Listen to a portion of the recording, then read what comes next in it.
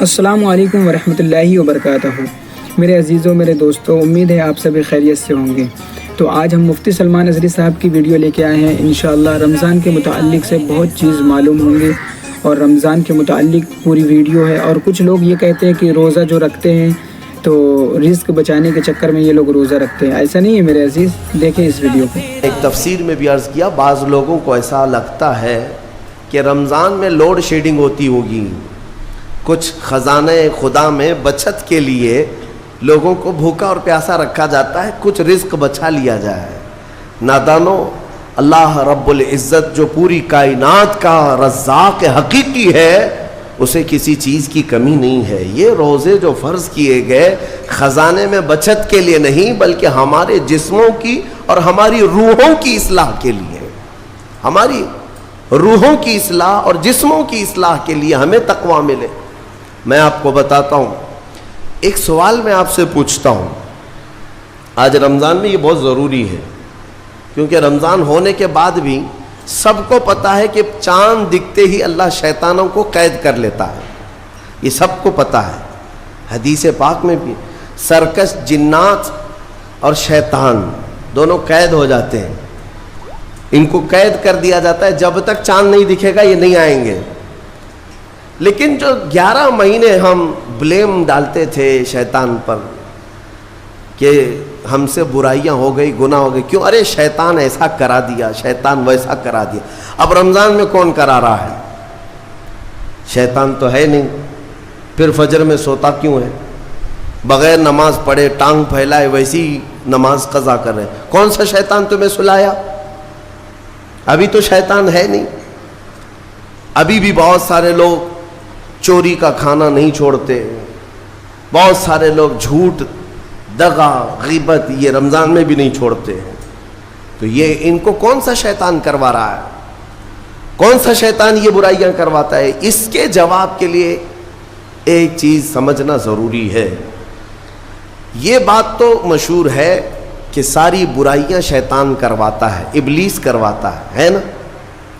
لیکن آپ کو وہ واقعہ معلوم ہے جب آدم علیہ السلام کو اللہ تعالیٰ نے پیدا کیا اور سارے فرشتوں سے کہا کہ سجدہ کرو، کل ہی کی تفسیر میں میں نے عرض کیا، اس میں ابلیس بھی تھا۔ ابلیس بھی اس وقت بہکا ہوا نہیں تھا، گمراہ نہیں تھا، وہ اچھا تھا۔ ابلیس تو بہت عبادت کرنے والا تھا اللہ تعالیٰ کی، تو اس نے اللہ کے حکم کو ٹال کر آدم کو سجدہ نہیں کیا، غرور میں کھڑا رہا، نافرمانی کیا۔ تو اب میں یہ سوال کرتا ہوں کہ ہر ایک کو گمراہ کرنے والا شیطان ہے، تو شیطان کو کس نے گمراہ کیا تھا؟ اس کو کس نے روکا سجدہ مت کرنا آدم کو؟ کوئی ہے بہکانے والا؟ ارے وہ تو پہلا ابلیس ہے، اس سے پہلے تو کوئی ابلیس تھا ہی نہیں، اس سے پہلے تو کوئی شیطان تھا ہی نہیں۔ شیطان کو کس نے روکا کہ تو بڑا ہے، تو بلند ذات والا ہے، آدم مٹی سے بنا ہے؟ یہ خیال کس نے ڈالا؟ کون سا شیطان تھا اس سے پہلے؟ یہی بات سمجھنے کی ہے۔ محدثین نے مفسرین نے فرمایا، ابلیس کو جس چیز نے سجدہ کرنے سے روکا وہ نفس امارہ ہے، وہ نفس ہے جو آج بھی تمہارے ساتھ ہے۔ ہاں، شیطان تو قید ہو جاتا ہے رمضان کے شروع ہوتے ہی، لیکن نفس تو ساتھ میں رہتا ہے۔ اب پتہ چلا کہ رمضان میں جو کچھ بھی غلطیاں یا کوتاہیاں یا گناہ کچھ لوگوں سے سرزد ہوتے ہیں تو یہ نفس کے پجاری ہیں، نفس ان کے ساتھ ہے، یہ نفس کی غلامی میں آ گئے اور نفس کے شکار ہو گئے۔ اسی لیے قرآن میں اللہ تعالیٰ نے اپنے رسول سے بھی یہ فرمایا، اَرَأَيْتَ مَنِ اتَّخَذَ إِلَٰهَهُ هَوَاهُ أَفَأَنْتَ تَكُونُ عَلَيْهِ وَكِيلًا۔ اے رسول، کیا آپ نہیں دیکھتے کچھ لوگ ایسے ہیں جنہوں نے اپنے نفسانی خواہشات کو اپنا خدا بنا لیا ہے، اپنی خواہشات کو اپنا خدا بنا لیا ہے۔ اے رسول، کیا آپ ایسوں کی سفارش کریں گے، ایسے لوگوں کی وکالت کریں گے؟ یعنی رب تبارک و تعالیٰ نے فرمایا کچھ لوگ وہ ہیں جو اپنی خواہشات کی پوجا میں ہیں۔ کیا مطلب خواہشات کی پوجا؟ کیا مطلب ہے اپنے خواہشات کے پیچھے چلنا؟ مطلب یہی ہے کہ جو دل میں آیا اس بندے نے یہ سوچ لیا اسے کرنا ہی ہے مجھے، یہ خواہشات کے پیچھے چل رہا ہے۔ ہاں تمہیں آرام کی فکر ہوئی، تم نے خدا کے فرمان کو ٹال دیا لیکن اپنی نفس کی سن لیا۔ اللہ تبارک و تعالیٰ کا حکم کچھ اور ہے لیکن تمہاری طبیعت کچھ اور چاہ رہی ہے۔ رب تبارک و تعالیٰ کا حکم تھا صبح صبح تمہیں اپنے گھر بلا رہا تھا لیکن تم نے اس کی نہیں سنی، اپنے من کی سنی، اپنے نفس کی۔ تو یہی تو ہوا نفس کی پوجا، یہی ہے نفس کی عبادت، نفس کی پرستش، جس کو قرآن میں کہا گیا ہے کہ کچھ لوگ ایسے ہیں جنہوں نے اپنی خواہشات کو خدا بنا لیا ہے۔ یہ نفس امارہ جس کے بھی اوپر حاوی ہو جاتا ہے، اچھے اچھوں کو یہ ان کا تقوی بھسم کر دیتا ہے، ایمان سے بھی دور کر جاتا ہے۔ اس لیے میرے عزیزو، میں جو عرض کرنے جا رہا ہوں وہ یہ ہے کہ ہمارے لیے زندگی میں سب سے بڑا چیلنج اپنے نفس امارہ سے لڑنا۔ آپ کو پتہ ہے رسول پاک صلی اللہ تعالیٰ علیہ وسلم ایک جہاد سے جب واپس مدینے تشریف لا رہے تھے، وہ جہاد بہت سخت تھا، صحابہ زخمی تھے، بہت گھماسان کی لڑائی ہوئی تھی، لیکن جب واپس مدینے آ رہے تھے تو میرے آقا نے ایک جملہ فرمایا تھا، رجعنا من الجہاد الاصغر الى الجہاد الاکبر۔ اے میرے صحابہ، ہم چھوٹے جہاد سے بڑے جہاد کی طرف جا رہے ہیں۔ صحابہ نے پوچھا اس سے بڑا جہاد اب کون سا ہے یا رسول اللہ؟ میرے آقا صلی اللہ علیہ وسلم فرماتے ہیں، اے میرے صحابہ، اپنے نفس سے لڑنا اب یہ بڑا جہاد ہے، نفس سے لڑنا بڑا جہاد ہے۔ میرے عزیزو، یہ خواہشات کو ہی ختم کرنا ہو، اس نفس کو اگر کنٹرول میں لانا ہو تو کیا کرو گے؟ نفس امارہ سب کے پاس ہے۔ قرآن میں مولا فرماتا ہے وَمَا أُبَرِّئُ نَفْسِي إِنَّ النَّفْسَ لَأَمَّارَةٌ بِالسُّوءِ إِلَّا مَا رَحِمَ رَبِّي۔ کوئی اپنے نفس سے بچ نہیں پائے گا سوائے وہ شخص جس پر میرا رب رحم فرمائے۔ اللہ کا رحم جس پر ہو گیا وہ اپنے نفس سے بچ جائے گا۔ میں آپ کو ایک دعا بتاتا ہوں، حضور پاک صلی اللہ علیہ وسلم اگر دعا کرتے تھے تو اس سے آپ کو اندازہ ہو جائے گا کہ یہ کتنی امپورٹنٹ چیز میں آپ کے سامنے کہہ جا رہا ہوں۔ کون سی؟ حضور جب دعا کرتے تھے تو یوں کہتے تھے اللہ کی بارگاہ میں، اللہم لا تکلنی الی نفسی طرفۃ عین۔ اے اللہ تو مجھے میرے نفس کے حوالے ایک منٹ کے لیے بھی مت دینا، تو اپنی حفاظت میں رکھ۔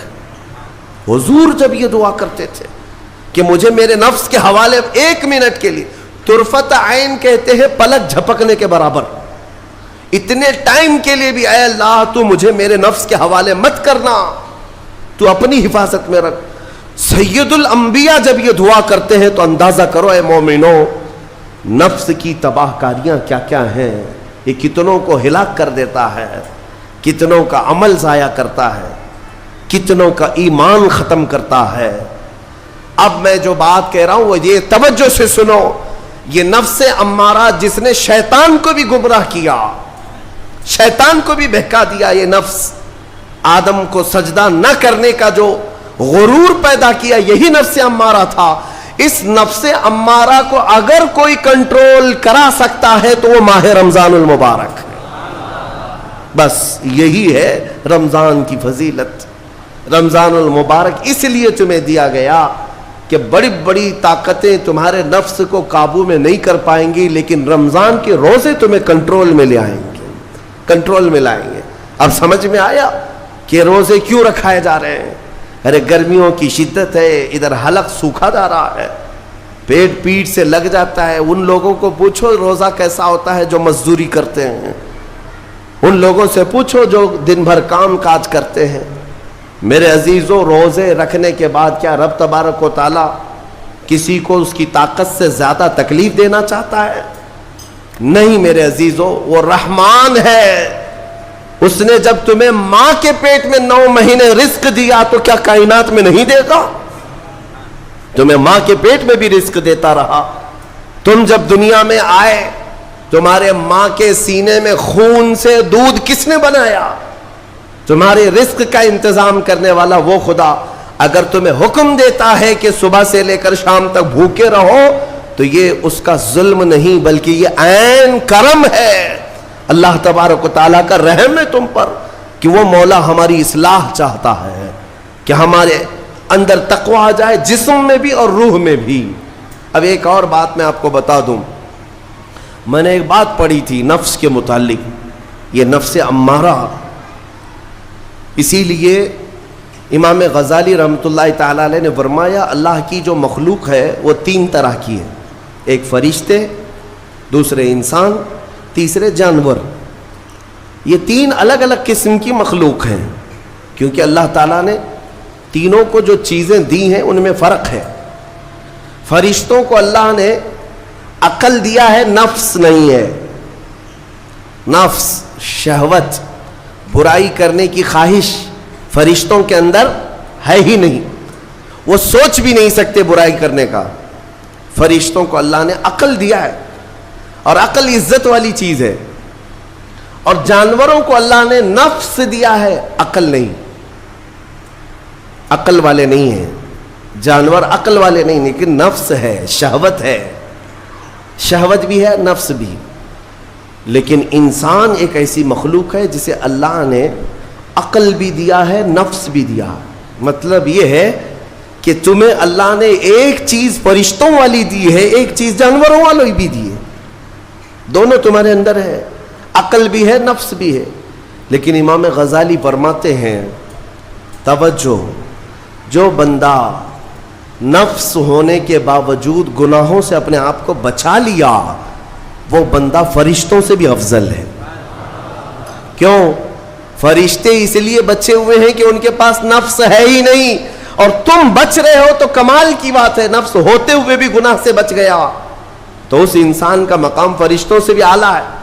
لیکن ساتھ ہی امام غزالی یہ بھی فرماتے ہیں عقل ہونے کے باوجود اگر گناہوں سے نہیں بچتا تو پھر وہ جانوروں سے زیادہ ذلیل ہے، کتے اور خنزیر سے بھی گیا گزرا ہے، کیونکہ جانور تو بیچارہ معذور ہے، اسے عقل نہیں ہے، نفس ہے۔ تمہارے پاس عقل ہے، اس کے باوجود حرام کاریاں کر رہے ہو تو جانوروں سے زیادہ گر گئے۔ فیصلہ تمہارے ہاتھ میں ہے کہ تم کون سی زندگی گزارنا چاہتے ہو، کون سی، کہ تم نفس کے پجاری بن جاؤ یا عقل کا صحیح استعمال کر کے فرشتوں والی صفات پر عمل کرو۔ عزیزان گرامی وقار، نفس اور عقل یہ جو 2 چیزیں ہیں، ان کو میں آپ کے سامنے تھوڑا سا کھول کر کے عرض کرتا ہوں۔ عقل جو ہے عزت والی چیز ہے، جسے بھی دی گئی ہے وہ عزت والا ہے۔ کیوں عزت والی ہے یہ عقل؟ پوری دنیا میں عقل کا ہی تو کمال ہے، جس کے پاس عقل ہے وہ بادشاہ ہے، جس کے پاس عقل ہے وہ لوگوں کو ہانکتا ہے، پوری دنیا کو ادھر سے ادھر کر سکتا ہے۔ عقل اور نفس جو ہے، نفس برائیوں کی طرف بلانے والا، عیاشی کی دعوت دینے والا، موج مستی کرانے والا اور اپنے آپ کو تباہ کروانے والا۔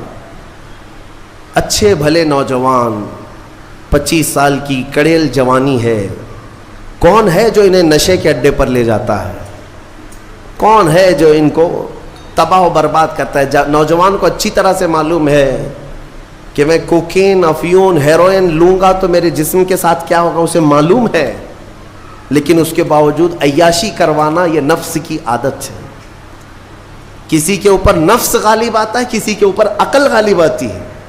عقل جس کے اوپر غالب آ گئی وہ اچھا آدمی ہے، نفس جس کے اوپر غالب آ گیا وہ شیطان کا پجاری ہو گیا، نفس کی سننے والا۔ اب یہ دونوں جو چیزیں ہیں میں بتاتا ہوں آپ کو۔ روایت میں ملتا ہے کہ جب اللہ نے عقل کو بھی پیدا کیا اور نفس کو بھی پیدا کیا تو اپنے سامنے حاضر کیا، عقل سے پوچھا کہ اے عقل بتا میں کون ہوں اور تو کون ہے؟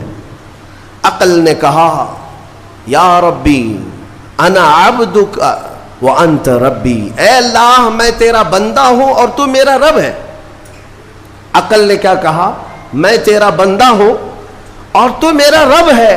اللہ نے عزت سے نوازا، اقرار کیا نا بندہ ہونے کا، عقل نے اقرار کیا۔ پھر نفس کو بلایا، نفس سے پوچھا بتا میں کون ہوں اور تو کون ہے؟ نفس نے کہا انت انت انا انا، تو ہے میں ہوں۔ یہ غرور تھا نفس کے اندر، یہ گھمنڈ تھا نفس کے اندر کہ میں ہوں۔ نفس جس کے اندر غالب آتا ہے وہ آج بھی یہی کرتا ہے، میں ہوں، کسی کے سامنے کیا جھکنا ہے۔